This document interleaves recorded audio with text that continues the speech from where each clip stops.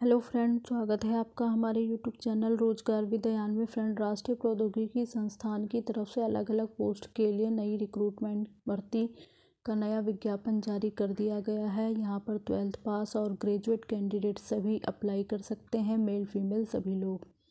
तो अलग अलग पोस्ट के लिए यहाँ पर रिक्रूटमेंट है। यहाँ पर आपको ऑनलाइन आवेदन करना होगा। आवेदन करने के लिए लास्ट डेट 7 जनवरी 2024 है। इससे पहले आपको आवेदन कर देना है। तो चलिए चलकर देख लेते हैं डिटेल नोटिफिकेशन कहाँ से जारी किया गया है, किस प्रकार से आपको आवेदन करना है, किस किस पोस्ट के लिए रिक्रूटमेंट है और अप्लाई करने के लिए क्या क्या कंडीशन रखी गई है। तो यहाँ पर सबसे पहले हम पोस्ट की डिटेल चेक कर लेते हैं। सबसे पहले पोस्ट है हमारी principal scientific and technical officer के लिए 3 पोस्ट है। Principal student activity and sports के लिए 1 पोस्ट है। डिप्टी रजिस्ट्रार के लिए यहाँ पर 1 पोस्ट है। एग्जीक्यूटिव इंजीनियर सिविल के लिए यहाँ पर 1 पोस्ट है। असिस्टेंट रजिस्ट्रार के लिए 1 पोस्ट है। असिस्टेंट इंजीनियर के लिए 3 पोस्ट है। सुपरिंटेंडेंट के लिए 5 पोस्ट है। जूनियर इंजीनियर के लिए 3 पोस्ट है। लाइब्रेरी एंड इंफॉर्मेशन असिस्टेंट के लिए 1 पोस्ट है। Student activity and sports assistant के लिए 1 पोस्ट है। और इसी प्रकार से सीनियर असिस्टेंट के लिए यहाँ पर 8 पोस्ट है। जूनियर असिस्टेंट के लिए 5 पोस्ट है। ऑफिस अटेंडेंट के लिए यहाँ पर 10 पोस्ट है। लैब अटेंडेंट के लिए यहाँ पर 13 पोस्ट है। तो कुल मिलाकर देखा जाए तो यहाँ पर 56 पोस्ट है, यानी 56 वैकेंसी यहाँ पर अलग अलग पोस्ट के लिए। विज्ञापन है वो जारी किया गया है national institute of technology Warangal की तरफ से, यानी वारंगल तेलंगाना स्टेट की तरफ से। एडवर्टाइजमेंट नंबर यहाँ पर दिया गया है 5/2024। और यहाँ पर जो है आपको ऑनलाइन आवेदन करना होगा। तो जो ऑनलाइन आवेदन है वो आपका स्टार्ट हो गया है 30 नवंबर 2024 से। आवेदन करने की जो लास्ट डेट है वो 7 जनवरी 2025 है। तो आपको अप्लाई करने के लिए काफ़ी समय यहाँ पर दिया गया है। तो यहाँ पर आप ऑनलाइन आवेदन कर सकते हैं। और परमानेंट पोस्ट नहीं है, यहाँ पर आपको कॉन्ट्रैक्ट के बेसिस पे रखा जाएगा कुछ समय के लिए। बाकी आपकी ऑफिशियल वेबसाइट है nitw.ac.in। इस ऑफिशियल वेबसाइट पर आपको डिटेल एडवर्टाइजमेंट मिल जाएगा।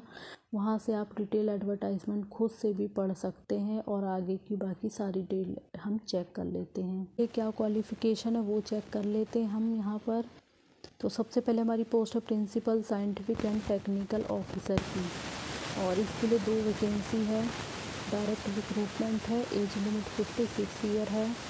एसेंशियल क्वालिफ़िकेशन है इसके लिए आपने BE या BTech या फिर MSc या MCA वगैरह किया हो रिलेवेंट फील्ड में। विद फर्स्ट क्लास आपका होना चाहिए, यानी 60% मार्क्स आपके होने चाहिए। एक्सीलेंट एकेडमिक रिकॉर्ड होना चाहिए।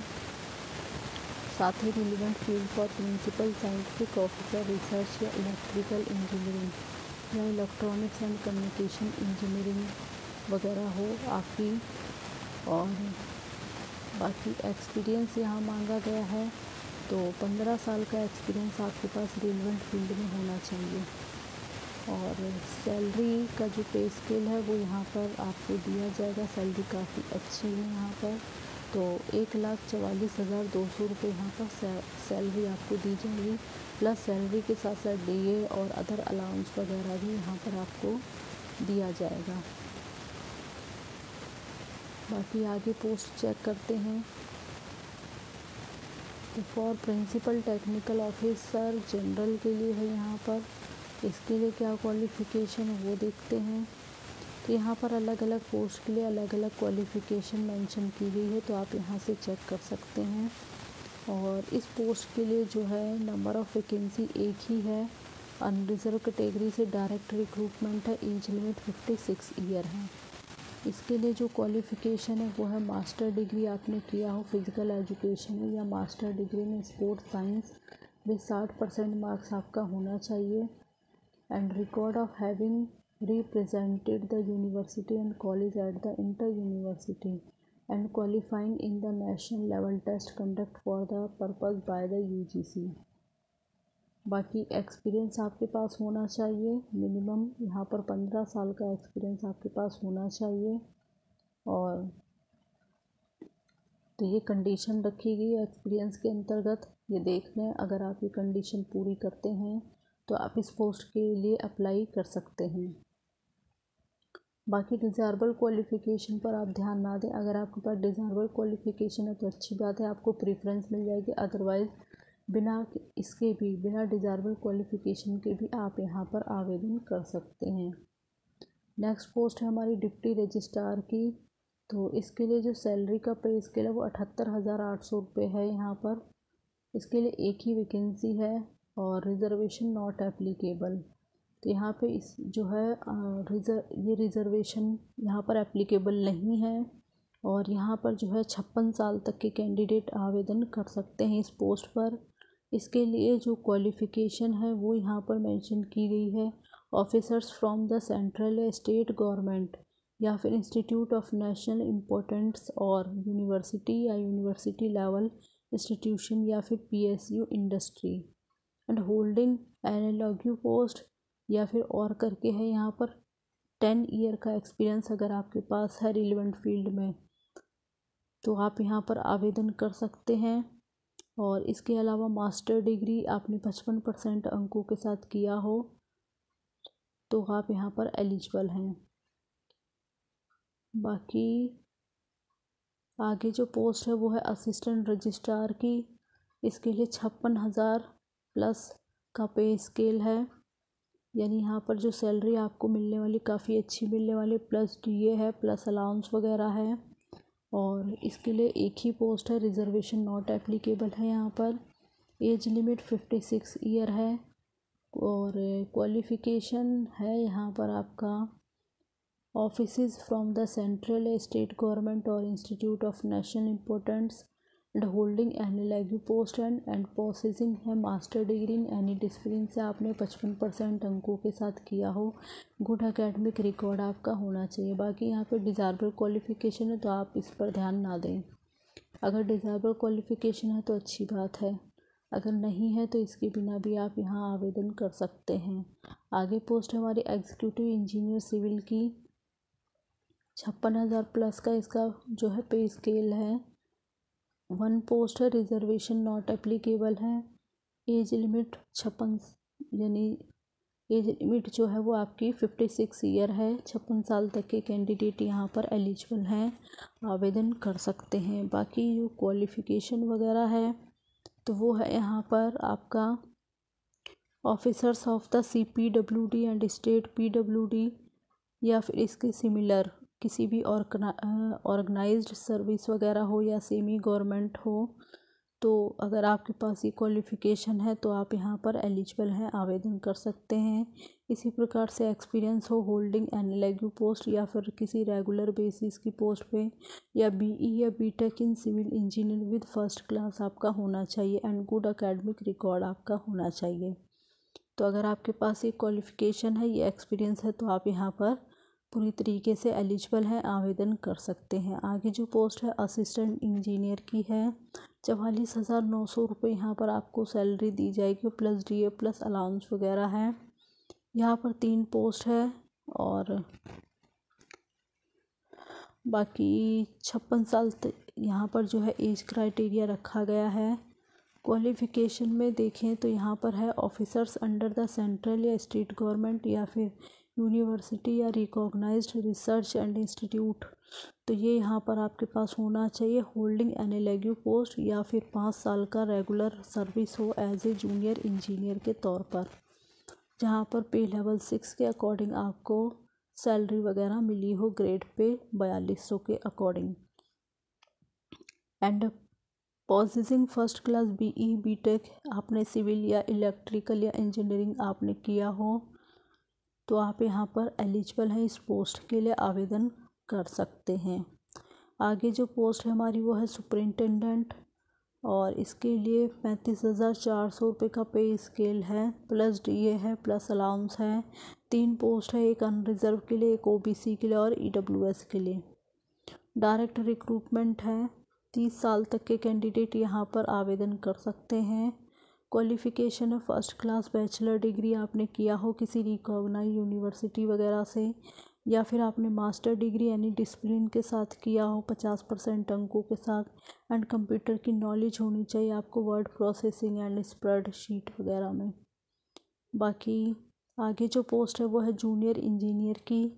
इसके लिए जो पे स्केल है वो 35,400 रुपये है, प्लस DA है, प्लस अलाउंस वगैरह है। 2 पोस्ट है अनरिजर्व और EWS के लिए। डायरेक्ट रिक्रूटमेंट है। एज लिमिट 30 ईयर है, यानी अपर एज 30 साल है यहाँ पर। और इसके लिए जो क्वालिफ़िकेशन है, फर्स्ट क्लास आपने BE या BTech किया हो सिविल या इलेक्ट्रिकल इंजीनियरिंग, आपने किसी भी रिकॉग्नाइज यूनिवर्सिटी या इंस्टीट्यूट से किया हो, and first class diploma in civil या इलेक्ट्रिकल इंजीनियरिंग भी अगर आपने किया है तो आप यहाँ पर इसके लिए आवेदन कर सकते हैं। आगे जो हमारी पोस्ट है वो है लाइब्रेरी एंड इंफॉर्मेशन असिस्टेंट की। इसके लिए जो मिनिमम पे स्केल है 35,400 रुपये है, प्लस DA है, प्लस अलाउंस वगैरह है।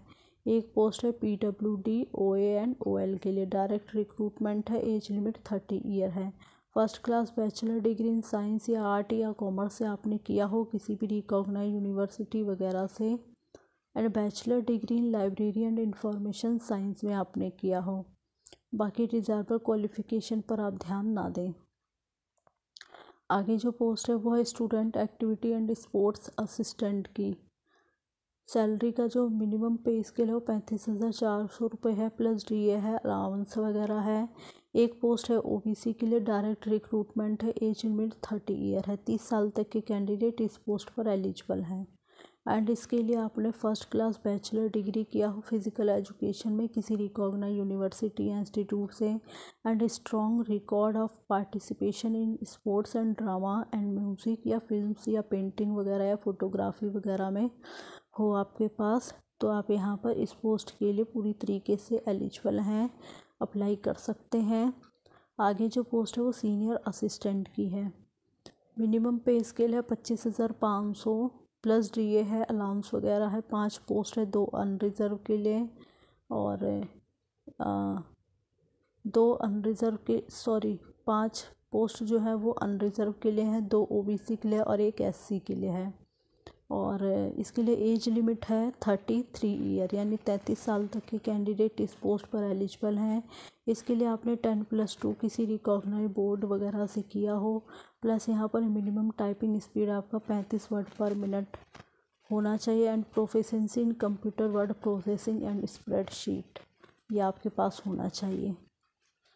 आगे पोस्ट है जूनियर असिस्टेंट की। 21,700 रुपये का पे स्केल है, प्लस DA अलाउंस वगैरह दिया जाएगा। 2 पोस्ट अनरिजर्व के लिए, 2 OBC के लिए और 1 EWS के लिए है। और 27 साल यहाँ पर अपर एज लिमिट रखी गई है।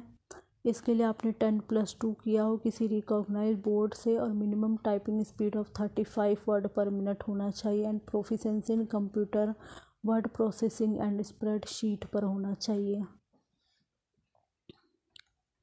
बाकी आगे जो पोस्ट है वो ऑफिस अटेंडेंट की है। इसके लिए 18,000 रुपये का पे स्केल है, प्लस DA है, अलाउंस है।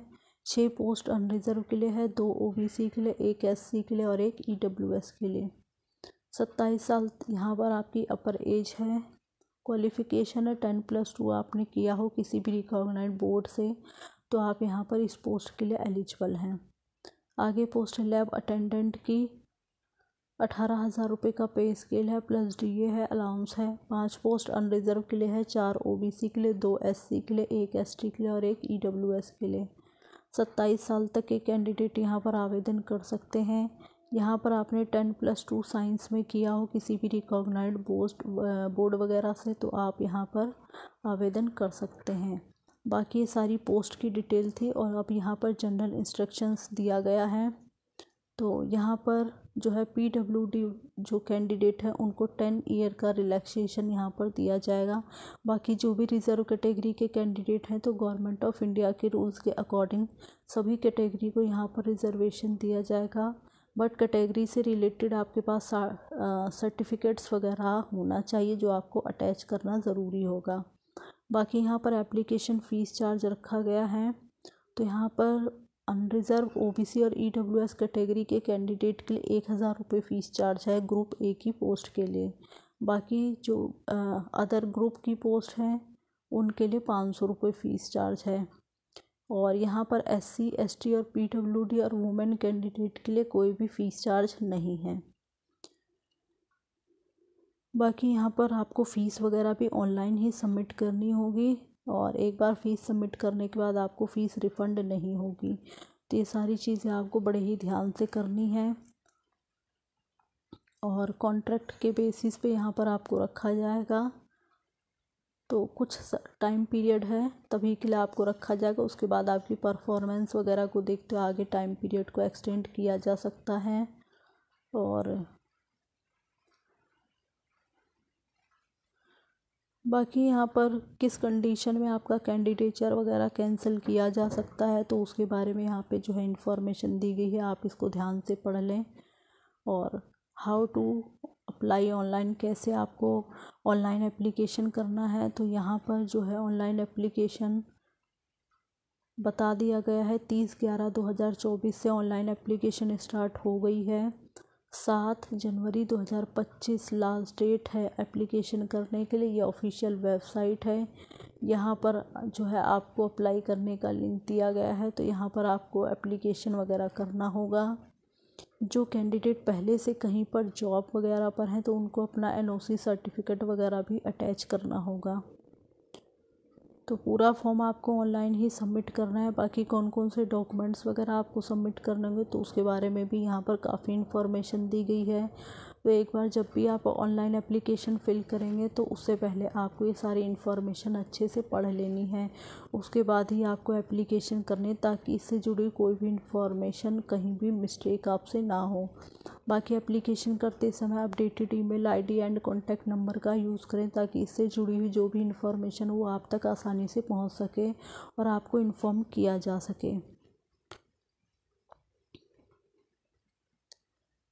बाकी सारी डिटेल दी गई है। फ़ोटो वगैरह का आपको क्या साइज़ रखना है, कौन से फॉर्मेट में आपको जो है अपलोड करना है, सिग्नेचर वगैरह का क्या साइज़ रखना है, और डॉक्यूमेंट वगैरह कि क्या साइज़ रखने हैं, वो सारी डिटेल यहाँ पर दी गई है। तो ये सारी इन्फॉर्मेशन थी। एक बार आप भी इसे जो है अप्लाई करने से पहले सारी इन्फॉर्मेशन को पहले पढ़ लें, उसके बाद ही आप एप्लीकेशन करें। एक बार देख लेते हैं ऑफिशियल वेबसाइट पर चलकर आपको नोटिफिकेशन कहाँ पर मिलने वाला है। करने के लिए आपको इसकी ऑफिशियल वेबसाइट पर आना होगा। ऑफिशियल वेबसाइट है NITW.AC.in, यानी राष्ट्रीय प्रौद्योगिकी संस्थान Warangal, national institute of technology Warangal की ऑफिशियल वेबसाइट है। जब यहाँ पर आप होम पेज पर आएंगे, तो आपको स्क्रॉल करके थोड़ा सा नीचे आना, तो यहाँ पर आपको बस टॉप पर ही ये आपको स्क्रॉल होता हुआ मिल जाएगा, recruitment of officers and non academic post. तो यहाँ पर आपको स्क्रॉल होता हुआ मिलेगा। आप जैसे ही उस पर क्लिक करेंगे, तो डिटेल नोटिफिकेशन आपके सामने ओपन हो जाएगा। ये सारी डिटेल आप जो है खुद से पढ़ लें, और उसके बाद ही आप आवेदन करें। और इसी प्रकार की अपडेट पाने के लिए आप चैनल को सब्सक्राइब कर लें, ताकि इसी प्रकार की इन्फॉर्मेशन आपको मिलती रहे। Thanks for watching this video.